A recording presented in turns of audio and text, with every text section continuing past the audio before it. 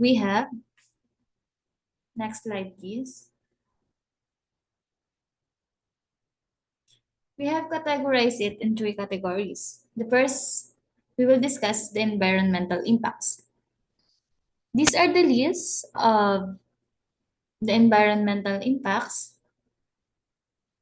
The first one is rising global temperatures, melting glaciers and polar ice caps, rising sea levels and coastal erosion, ocean acidification, coral bleaching and marine ecosystem disruption, more frequent and intense heat waves, stronger and more destructive hurricanes, cyclones, and typhoons, shifts in weather patterns causing unpredictable seasons, habitat loss leading to biodiversity decline and species extinction.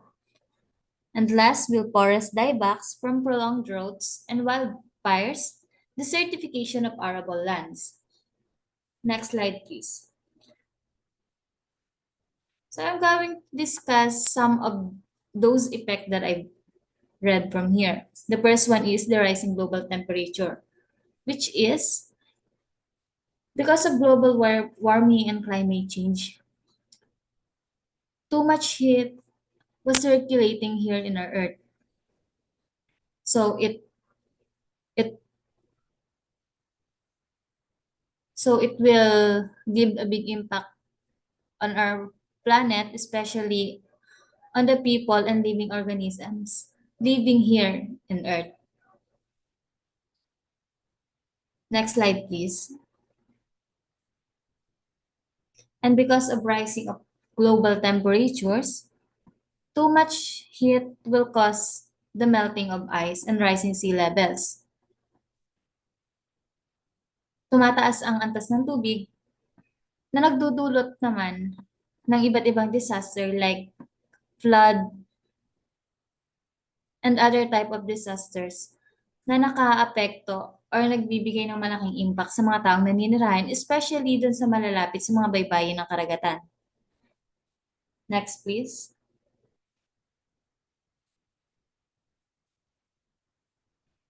Next, please. So, another one is the ocean acidification.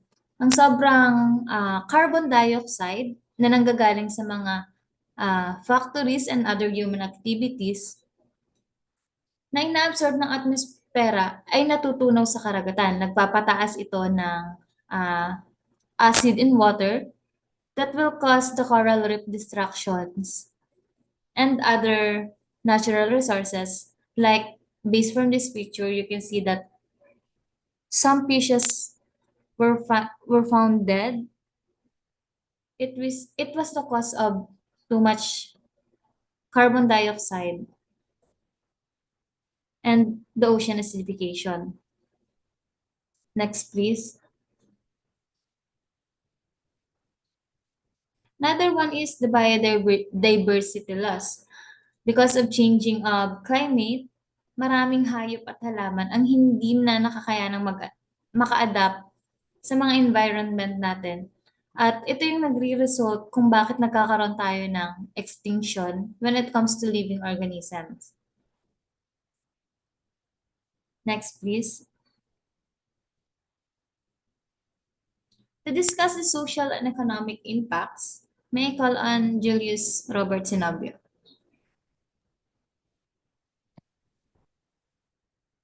Dito naman tayo sa social and economic impacts. Next slide, please. So, ito yung ilan sa mga social impacts.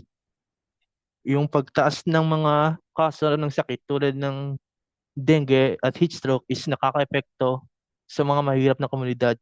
Tapos yung pagbaha naman at pagtaas ng dagat is nagdudulot naman ng mga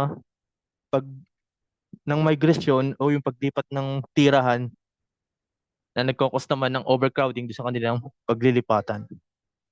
Tapos yung mga may hirap naman is dahil sila nga is mga may hirap nga, sila yung mas naepektuhan nitong pagbabago ng klima. Kaya yung mga kakulangan sa yaman tubig at lupa is nagdudulot naman ng alitan sa mga magkakaratig na bansa. Tapos yung malaking epekto nito naman sa ating klima, ng pagbabago ng klima, lalo na sa mahirap na komunidad is kung hindi natin masosolusyonan is makaka-epekto pa to ng mas matindi sa hinaharap. Next slide naman. Next slide. Yan, dito naman tayo sa economic impacts.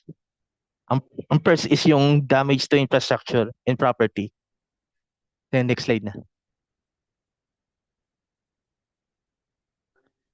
Yan, dahil nga sa mas malalakas na bagyo at yung mga pagbaha at iba pang sakuna na sumisira sa ating mga kalsada, tulay at gusali is nangangailangan ng malaking gastusin para sa rehabilitation. Yung recovery and disaster prevention, tulad ng flood barriers at reinforcement ng infrastructure, is nagdadagdag ng gastusin na kumakain ng pondo ng gobyerno at ng mga negosyo. Next naman natin is yung next slide. Yan, sa part naman ng agriculture is yung tagtuyot at pagbaha is nakabawas ng ani na nagdudulot ng kakulungan sa pagkain at mas mataas na presyo at mas sumabang kita sa ating mga magsasaka. Yung matinding init naman is nagpapababa naman ang production ng ating mga workers na nagbabawas din ng kita at output ng mga industriya ng pang-agrikultura at pang-construction. Next slide naman. Yun nga, dahil nga sa naepektuhan na yung ating infrastructure and agriculture, dito naman pumapasok yung ating yung yung pagbaba ng ating global GDP. Dahil nga sa mga gastusin sa sakuna, yung pagbagsak ng productivity and pagkasira ng infrastructure is maaari siyang magdulot ng pagbagsak ng pangdaigdigang ekonomiya. Ang mga umunlad na bansa is naapektuhan dahil sa kakulangan ng kayanan na mag-adapt at mag-recover na nagpapalala sa global inequality. Yan, next slide.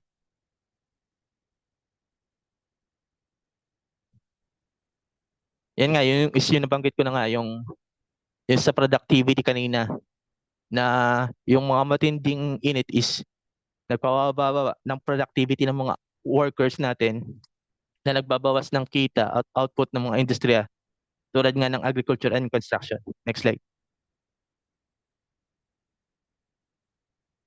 And next naman is yung political and global impact. Nai-report naman niyan ni Desa. So again, for political and global impacts, this is the last category from our impacts and effects of global warming and climate change. For the political and global impacts, we have, next slide please. We have the resource complex.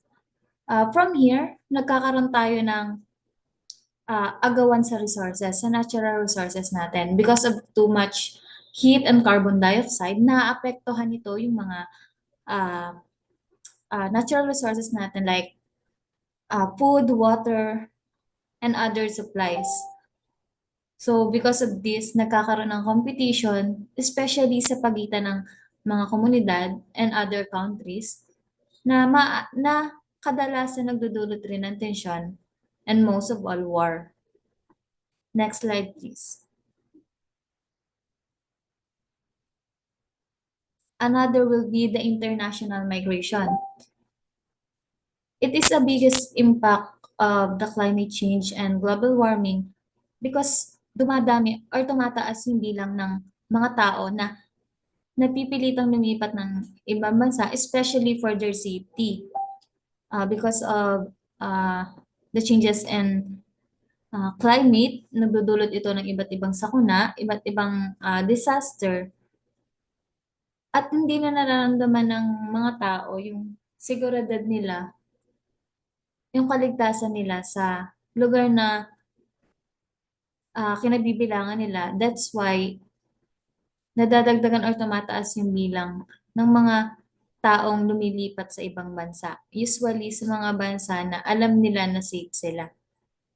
Next, please.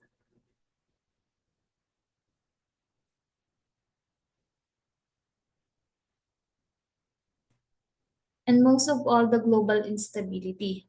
Because of global warming and climate change, as I've discussed earlier, the competition on natural resources and the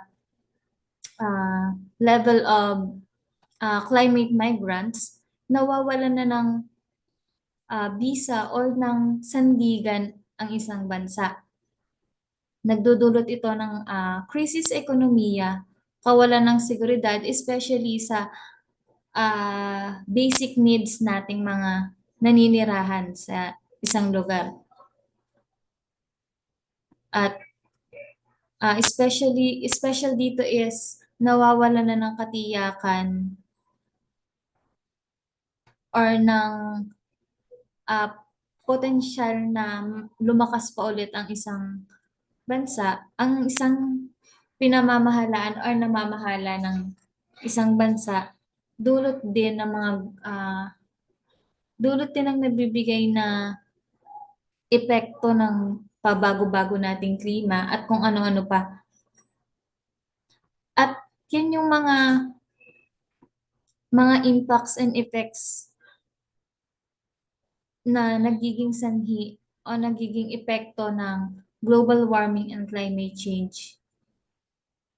So, para naman i-discuss kung ano yung mga solusyon na maaari nating gawin para mapigilan at mabawasan tong mga effects na to, let me call on Limuel Amante.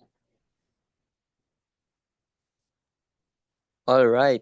So now that we understand what global warming and climate changes are and the negative impacts they bring to our environment and daily lives, it's time to we focus on finding ways to address these issues. So as far as we know, global warming and climate change causes problems like stronger storms, higher temperature, floodings, and loss of natural resources. Kaya naman, mahalagang magtulungan tayong lahat upang maibsan ang mga epektong ito at maprotektahan ang ating planeta para sa hinaharap. So, we propose 3 practical solutions that can help minimize the effects of climate change. So, these solutions are actionable, community-focused, and most importantly, realistic. So, narito ang mga solutions na ito. So, una ay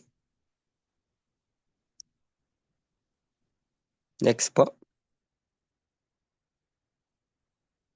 reforestation and conservation. So, planting trees is one of the simplest yet most effective ways to combat climate change. So, if we still remember, trees absorb carbon dioxide, which is a major contributor to global warming. They also help reduce heat, prevent soil erosion, and improve biodiversity. So, sa pamamagitan ng regular na tree planting activities sa komunidad, makakatulong tayo na maibalik ang balanse sa kalikasan. Halimbawa nito ay bawat pamilya sa isang barangay ay pwedeng magtanim ng isang puno bawat taon. May importante ring alagaan ang mga punong itinanim upang tumagal at magbigay ng benepisyo sa kapaligiran. So next po natin ay